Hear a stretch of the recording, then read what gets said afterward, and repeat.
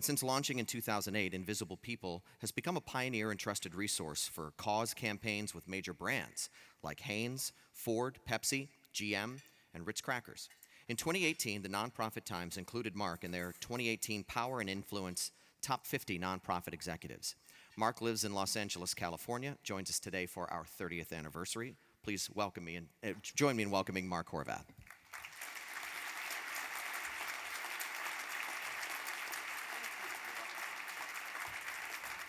Thank you, everybody. And Maria, that was the best description of invisible people that I've ever heard. That was really something. And thank you, everybody, for having me. It's been a wonderful 3 days. I'm going to go pretty fast here because you all want to get on with your day. And my one and only goal, I want to educate and inspire. So turn on the clicker is the first step. I moved to Los Angeles in 1987, and I had a job as a cook in South Central Los Angeles at a nursing home. And my car broke down. I took public transportation for the first time. First time riding Los Angeles public transportation. And a homeless man got on the bus, and he had a bucket of dead fish. Kid you not. And as he is walking down the aisle, everybody started either sitting in the empty seat or putting their purse or their shopping bag. So this homeless man would not sit next to him. I'm not that type of person, and it was my first experience, and one of my first experiences with a homeless person. So I had an empty seat, and he sat down next to me. I don't know what smelled worse, the homeless man or the bucket of dead fish. It was a horrible experience. And I did not ride the public transportation until I became that homeless man. I remember getting on a bus and going down the aisle as a homeless person, and everybody was putting something on that empty seat so I would not sit next to them. I rebuilt my life back to a 3-bedroom house and cushy marketing job. Prior to my own homelessness, I had a great job in the television industry, making sure the world got Wheel of Fortune, Jeopardy, Married with Children, and a bunch of old shows some of you might remember, like St. Elsewhere. And I ended up homeless on Hollywood Boulevard. I literally sold pictures of my iguana to tourists. That's how I survived. But the 2008 economy crashed, and I lost everything again except my sobriety. So I grabbed the camera, and I went out, and I started interviewing homeless people. And I want to tell you, I wanted to change the world, but that would not be the truth. I just needed purpose to keep going. I was 19 months unemployed, not consecutively. I'd get a job and get laid off, get a job and get laid off. And it was a real scary time. So I just grabbed the camera. I built a website, $45, registered everything. And I started taking off traveling, interviewing homeless people. Invisible People now is a nonprofit media publisher. We do daily news, Apple News, Google News, mini documentaries, scripted films. We do a lot. We reach 20 to 30 million people each and every month, and the work is extremely important. So here, Princeton University did a study on what the public believes about homelessness. And please forgive me, I have old eyes. And people basically view homeless people as having no redeeming qualities. Not anybody here, but those people out there, no redeeming qualities. So the foundation of everything that I do in my work and my beliefs is that our inability to relate to homelessness is one of our biggest obstacles to solving it. Now, when I'm speaking to a smaller room, I usually open this up for, some interaction. When you see an image like this, or maybe you're walking or driving and you see a homeless person, what first comes to mind? I was speaking at a church and people responded, dirty, drug addict. That's what first comes to mind. What do you think about? I mean, there's too many people here to do the exercise and for time, but what comes to mind?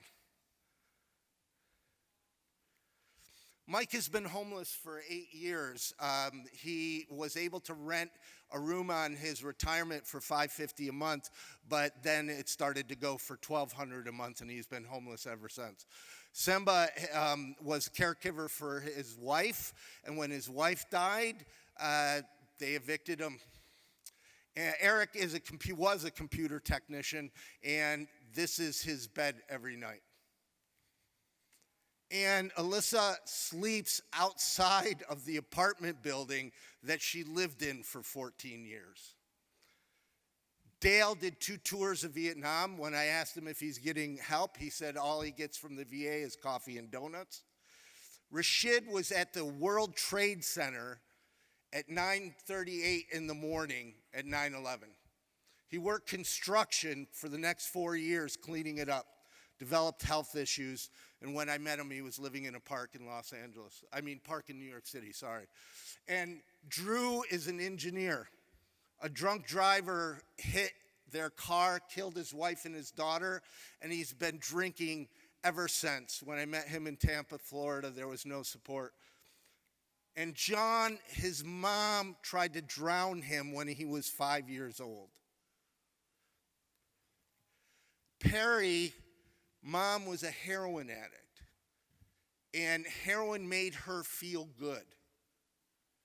When Perry got sick at 12 years old, she shot him up with heroin because she wanted him to feel good. And the reason I'm sharing these stories is that you have some understanding of homelessness and homeless people and drug addiction and people outside. This is Delaney, and Delaney has been arrested 20 times for the crime of not having a home. He would not have a criminal record if he was not outside homeless. All of his, and it's like trespassing, sit and lie, but she sleeps in her car with her 4 kids. She sleeps next to her car because in many cities in the United States, it's now illegal to sleep in your car. But this is the homelessness you need to see. This is the homelessness that you don't see. Majority of homelessness is children and youth. These are photos that I took when I was working as a case manager and a family case manager. This father, I'll never forget, he was carrying his daughter. They lived in a family shelter, and he was carrying his daughter like you would see parents in Africa. He was carrying his daughter, never letting her feet touch the ground. And it just spoke volumes to me. I mean, I can't imagine being a parent in a family shelter. I mean, I'd be grateful for the family shelter, of course. But raising kids. When I was traveling shortly after 2008, I visited the Nevada Partnership of Homeless Youth, and I asked them, what's your biggest problem? And they said, families downsizing. And what? Families downsizing? And Nevada got hit hard with the mortgage crisis. And families were moving out of their 3-bedroom homes into small apartments, kicking out their oldest kids. That didn't really compute to me until I was at a homeless shelter in Detroit, and this woman's mom brought them to the homeless shelter.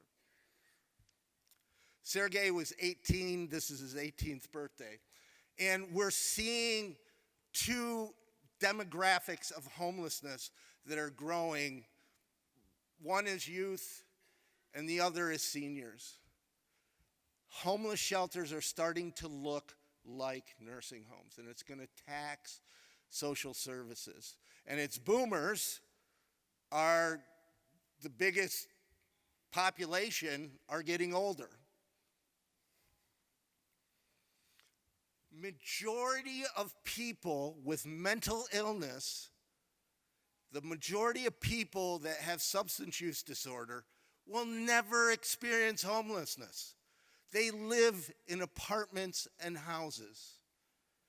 West Virginia has the highest per capita drug addiction of any state in the country, but they don't have a lot of homelessness. Why? Affordable housing. For every $100 increase in median rent, homelessness increases by 9%.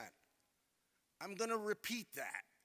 For every $100 increase in median rent, homelessness increases by 9%. The leading cause of homelessness is the lack of affordable housing. Chipotle now has a robot to make burritos. AI is here. It's not going away. The train has left the station. Who wouldn't want a robot to clean your toilets? Right? AI is going to create jobs, but they're high-end jobs. Computer science, the lower-end jobs like making burritos and cleaning toilets are going away. We have a perfect storm of homelessness coming. We have to prevent the causes of homelessness. And we have to solve homelessness for the people that are experiencing it now. This is one of my favorite quotes. The significant problems we have cannot be solved at the same level of thinking with which we created them. These are drawings of homeless shelters, 1898, 1897. See the mom holding her baby?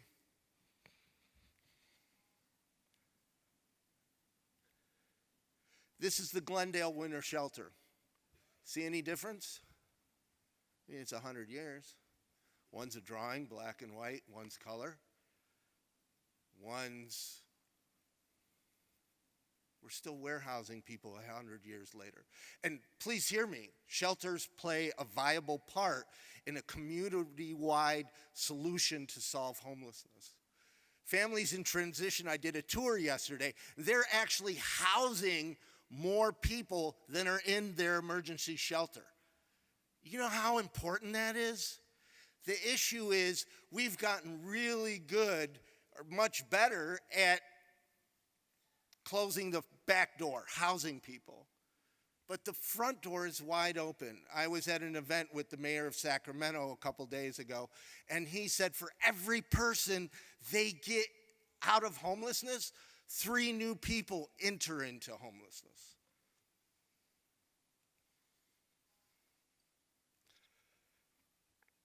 Pallet shelters. A lot of politicians call these tiny homes. To me, a home has to have a kitchen and a bathroom, right? By law, jail cells have to be bigger than these. These are growing across the country, along with a movement to force homeless people into camps. The criminalization of homelessness continues to grow. We cannot just push homeless people to other parts of the city, especially with homeless numbers growing. And to be honest, when I was researching for this talk, I was like, wow, that's a lot of money per inmate. But it's from the New York City Comptroller website. I mean, it's not like from a news media or any place. It's from New York City. I know in California, it's around $100,000 per inmate. But the thinking that we're going to arrest our way out of homelessness is just crazy. And that's where we're going. I mean, criminalization is a response. It's not a solution. And in fact, there's a movement. In Tennessee, it's now a felony to be homeless. In Missouri, it's a 15-day jail fine or a 15-day jail or a $750 fine. But the state, this law that was passed, cannot invest in affordable housing, in solutions like family in transition. One of the most expensive responses to homelessness is doing nothing. people that are left outside, whether it be emergency medical or police or shelter response or social services, cost you as a taxpayer a huge amount of money. So when you're walking by and say you're not giving to that person, you're giving to that person. Housing homeless people is not only the best solution for outcomes, it is also the most cost-effective to taxpayers. He's gone. He's gone. He's gone. He's out hiding. And, when I was talking to this morning, I was trying to get, where did you go? Whoa, whoa, whoa, whoa. That's him. Where? Right up there. Right up there to your right. Yeah. You want to stop? Yeah, but pull up. Let me just go. Because you're the one I actually trust. You're going to make me cry, Lanny. Because you're making me cry. Because I love you.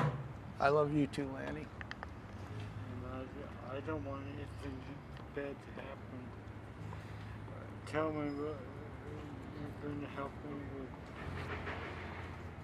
Anything else? Well, we're close. We're closest we've been in 3 years to get you into housing. Okay. We're the closest we've been. I was a street outreach worker, and our mission in that previous program was to identify people that were particularly vulnerable because of their mental illness or addiction, and if we felt they might be a danger to people, we would take them to Bellevue Hospital. 2 or 3 weeks after the hospitalization, that same person would be back on the street. The repetition of that cycle began to be very disturbing and began to raise a number of questions of, like, what are we doing? Maybe you have a little short-term gain, but that person just spent 30 days in the hospital at $1,500 a day. That's $45,000. We could have bought them a condo. Certainly paid the rent for a long time. What we decided to do was to start listening to the people on the street and take our cue about what to do from them. It led very, very quickly to the idea that housing is the most important thing to a homeless person, regardless of mental illness or addiction or anything else. And once they're housed, they'll consider it. Maybe treatment, maybe reconnecting with family, maybe having their kids come back, maybe looking for a job. But the first response was always housing. Here we are in Lanny's new apartment, and he actually went and put all his cupboards and stuff away. That's pretty amazing, man. And how long has it been since you've had an apartment? Oh, seems like a century. A century? Well, almost has, because you were homeless since 2002. Right. That's insane. Yeah, it is. So, how you feeling? Elated. Very good. Yeah? It hasn't hit me yet. I feel human again. You feel human again.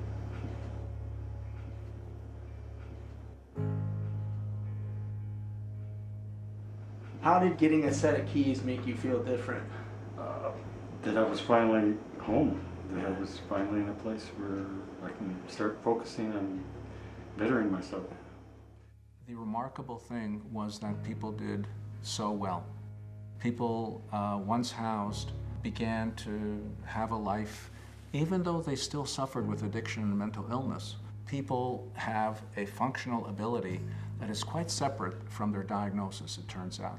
You can believe that the government is after you, or that there are people flying in from outer space and they're going to, take over the planet. And leaving all that aside, you can still go, get a ham and cheese sandwich and some French fries and have a meal, or go shopping and all of that. They are like two hands doing independent things. So that was a great surprise, and I think most gratifying was the fact that people can get housed immediately from the street, and they can be supported to keep that housing. When I met Lanny, he was blowing a .48. He was a retired Air Force veteran, and his wife died, and he was drinking himself to death after his wife died. And once we got him into housing, no treatment. Treatment's important, but no treatment, anything. He immediately just stopped drinking because housing provides dignity. Housing, along with treatment, has the best outcomes if we're going to solve homelessness. Shelters plus housing are vital. Shelters don't work if there's no path to housing. Housing is the most important to prevent and solve homelessness, which is what you guys are all here supporting families in transition to make happen. This is Joseph, and I was an outreach case manager when he came to our facility. And Joseph had maggots in his leg. So the first thing we did was take him to the hospital. And I divorced with no goldfish, so I got nothing better to do to hang out with homeless people. And so I would go visit him in the hospital room. And, you know, back then, there wasn't the support there is now, and even now, there's not a lot of support to housing, especially from hospitals. And I would say, Joseph, man, you've got to stay here. You've got to milk it. Do a lot of coughing. You got I Love Lucy on the TV. You're getting free meals. You know, stay here as long, because I didn't want him to be homeless again. And a coworker of mine found a loophole in the grant, and we were able to get him into housing. So this is his first stake in 13 years. Look at that smile. A couple weeks later, I took him out to Bob's Big Boy, and I asked him to smile. He said no. I asked him why. He said, because you're not buying me steak. Thank you all very much for having me, and please, please support families in transition.